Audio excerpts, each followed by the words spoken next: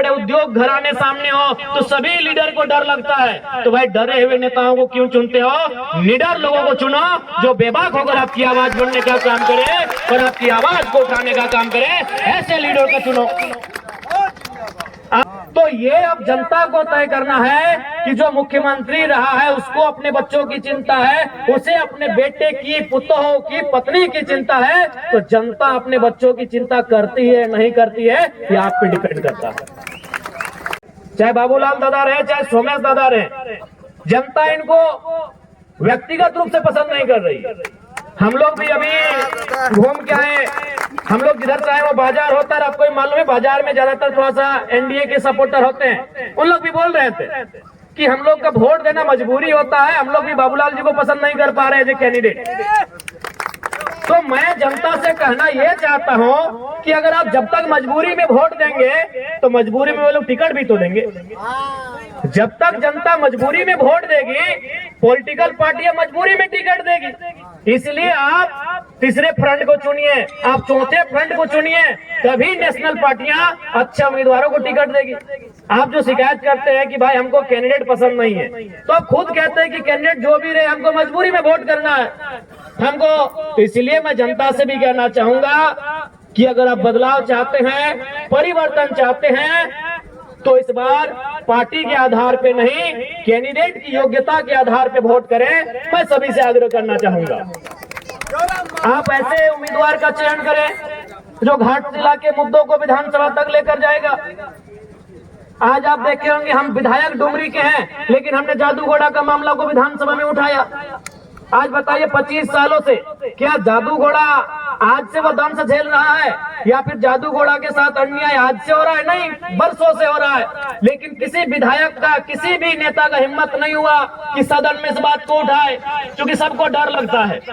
जब बड़ी बड़ी कंपनियां सामने हो, बड़े बड़े उद्योग घराने सामने हो तो सभी लीडर को डर लगता है। तो भाई डरे हुए नेताओं को क्यों चुनते हो? निडर लोगों को चुनो जो बेबाक होकर आपकी आवाज बनने का काम करे और आपकी आवाज को उठाने का काम करे।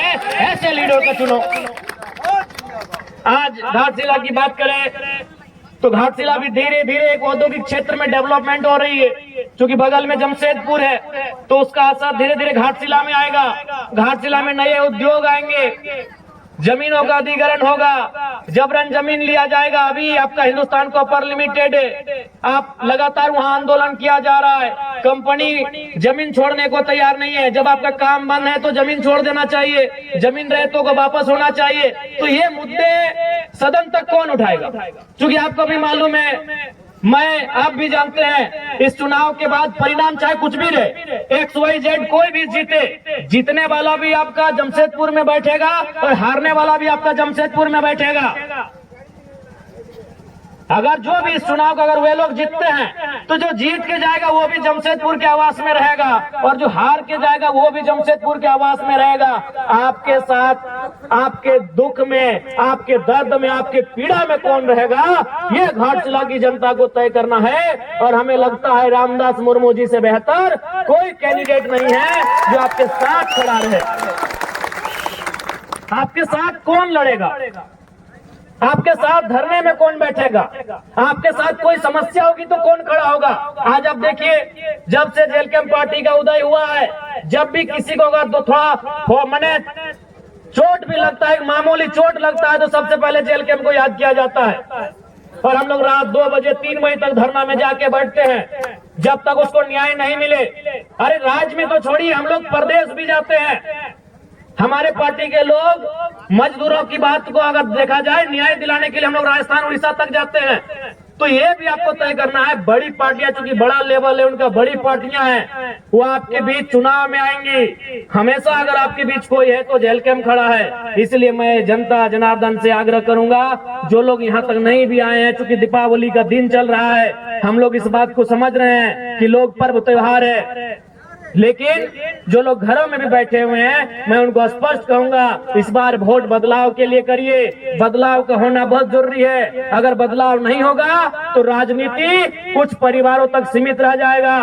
फिर और यहाँ आप सोचिए ना, यहीं आप सोचिए चंपई चचा, चूंकि मान के चले सोमेश जी के पिताजी का देहांत हुआ है तो उस पर हम थोड़ा सा रहने देते हैं, हम चंपई चचा का ही उदाहरण लेते हैं। चंपई चचा मुख्यमंत्री रह चुके हैं, कई बार मंत्री रह चुके हैं, रहे कि नहीं, लेकिन फिर भी उनको याद है कि बाबूलाल सोरेन को सेट कर दिया जाए। चंपई चचा मुख्यमंत्री रह चुके हैं, मंत्री रह चुके हैं, कई बार विधायक रह चुके हैं, फिर भी उनको बुढ़ापे में चिंता है, जबकि उनके पास अरबों की संपत्ति है। अगर आज के दिन से चंपई चाचा बिस्तर में बैठ जाए ना, बेड में बैठ जाए, घर में खटिया में बैठ जाए, तो उनकी 5 पुश्ते आराम से बैठ के खाएंगे। आज भी अगर चंपई चाचा कुछ ना करे, चंपई चाचा अगर कुछ ना करे, तो उनकी हमें लगता है कम से कम, ज्यादा तो हो, बहुत ज्यादा होगा, 5 पुश्ते यानी 5 पीढ़ियां बैठ के खाएंगी। फिर भी उनको चिंता है कि बाबूलाल सोरेन को विधायक कैसे बनाना है। बगल में रघुवर दास जी हैं, मुख्यमंत्री रह चुके हैं, गवर्नर रह चुके हैं, कई बार वो भी मंत्री रह चुके हैं, हमको लगता है 5-6 बार विधानसभा भी जा चुके हैं, यानी विधायक बन चुके हैं। फिर भी उनको चिंता है कि अपनी पुतोह को टिकट देके विधायक बना दिए, जबकि आपको भी मालूम है वो 5-10 पीढ़ी बैठ के खाएंगे। लेकिन रघुवर चचा को भी चिंता है कि हमारी पुतोह विधायक कैसे बने। यही आपके अर्जुन मुंडा जी, हमारे इस राज्य के और एक मुख्यमंत्री, बहुत नामी चेहरे, केंद्र में भी मंत्री रह चुके हैं, उनको भी चिंता आई कि अपनी पत्नी को इस बार टिकट दिला दे, पॉडकास्ट उनकी पत्नी लड़ी। तो ये अब जनता को तय करना है कि जो मुख्यमंत्री रहा है उसको अपने बच्चों की चिंता है, उसे अपने बेटे की, पुतोह की, पत्नी की चिंता है। तो जनता अपने बच्चों की चिंता करती है नहीं करती है, ये आप पे डिपेंड करता है।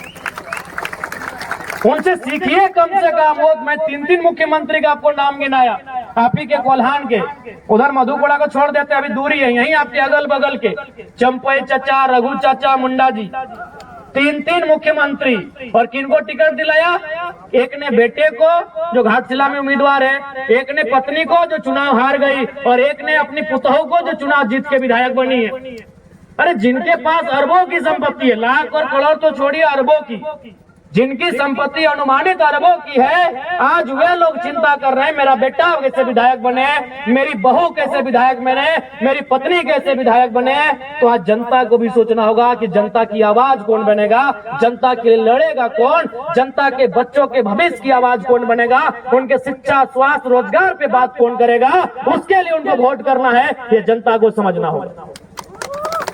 और नहीं तो फिर इसी प्रकार ये राजनेता इस राजनीति को हमसे दूर लेके चले जाएंगे। जब भारत देश में वोट देने की तारीख की शुरुआत हो रही थी, जब भारत देश में वोट देने का नियम बन रहा था, तो देश के संविधान निर्माताओं के प्रमुख डॉक्टर भीमराव अंबेडकर जी ने कहा था कि आज के बाद से इस देश में राजा रानी के पेट से नहीं, मतपेटी से निकलेगा। लेकिन जनता ने उस पैटर्न को तोड़ दिया है। आज फिर आप राजा के घर में राजा चुनने लगे हैं। अरे राजा के घर में राजा ना चुना जाए, इसीलिए तो वोट का अधिकार मिला है आपको, कि राजा की पत्नी को रानी ना बनाया जाए, राजा के बेटे का राज्याभिषेक ना किया जाए, इसीलिए वोट मिला है कि एक गरीब किसान को आप राजा बना सके। और अब फिर अगर उस वोट का इस्तेमाल उसी राजा परिवार को बनाने में करेंगे, तो 1950 में जो हमारी स्थिति थी और आज 2025 में जो हमारी स्थिति है, क्या अंतर रहा? ये वोट का अधिकार क्यों मिला? ये वोट का अधिकार इसीलिए मिला था कि राजा के घर में राजा नहीं होगा, राजा के घर में रानी नहीं होगी। एक साधारण सा पढ़ा लिखा नौजवान, चाहे वो किसान का बेटा रहे, वह दलित का बेटा रहे, वह आदिवासी का बेटा रहे, वह किसी मजदूर का बेटा क्यों ना रहे, अगर उसमें टैलेंट होगा, वो हकदार होगा, वो जनता के बीच से चुन के जाएगा। इसलिए वोट की व्यवस्था आई। लेकिन हम और आप तो फिर उस व्यवस्था को दरकिनार कर रहे हैं। तो अगर आज 2025 में अगर हम लोग फिर उस व्यवस्था को दरकिनार करते हुए राजा के घर में राजा के बेटों को विधायक सांसद चुनेंगे, तो याद रखिएगा 2050 आते आते फिर से आपको आभास होगा कि हम नाम के लोकतंत्र में असल में राजतंत्र का हिस्सा बन के रह गए। आपको उस समय फिर एहसास होगा कि अंग्रेज चले गए, लेकिन उनकी ईस्ट इंडिया कंपनी आज HCL कंपनी का रूप धारण कर चुकी है। आज टाटा टिस्को टेल्को के रूप में काम कर रही है। चूंकि आपने फिर से वही परिपाटी को दोहराया, आपने फिर से वही पैटर्न को दोहराया कि राजा के घर में ही जो होगा देखा जाएगा। तो फिर जनता का सुनेगा कौन, जनता की पूछेगा कौन? आप ईमानदारी से बताइए, घाटशिला में अगर कोई भी जरूरत पड़ा, घाटशिला में अगर